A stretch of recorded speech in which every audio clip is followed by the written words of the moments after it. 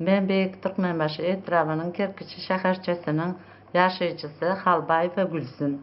Kerki şäheriniň pedagogikasynyň daşgönlü bölümine okudum, guturan soň ben Beyik Türkmenbaşı etrafynda işläp başlanyndan bäri pensiýa 40 ýyl staj bilen çykdym. 40 ýyl staj bilen pensiýa çykdymdan soň ýene 3 ýyl işledim. Wagtlaýynça saglygymy ýitiren sebäpli özüm haýyşym bilen arzu ýazyp işden çykdym. Soň ýene kadr ýetişmedik sebäpli durly edaralarda ýygnak geçirip ýörelerine eşitdim-de mene ýene haýyş edip iş sorap bardym. Sen pensioner diýip ýöne maňa iş beren ýoklar.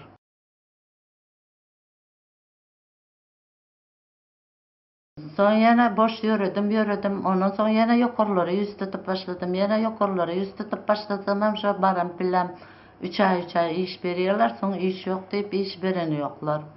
Olaryň bahanasy sen pensioner diýip maňa jogap berýärler, şöyle iş bermän. Ýöne özleri kadr gerek diýip edaralarda ýygnak geçirip ýörler. Pensionerler kän işläp oturan.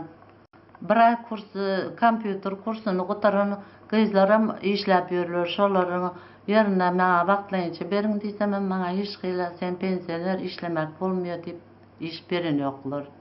70 ýaşyndan geçen pensionerler bar, şolara işläp ýör diýsem şonda da özleri sosala jogap berýärler.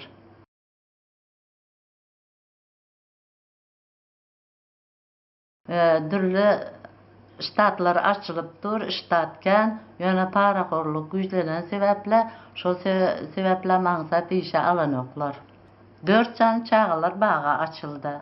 12, 13, 14, 15 çağalar baga açyldy.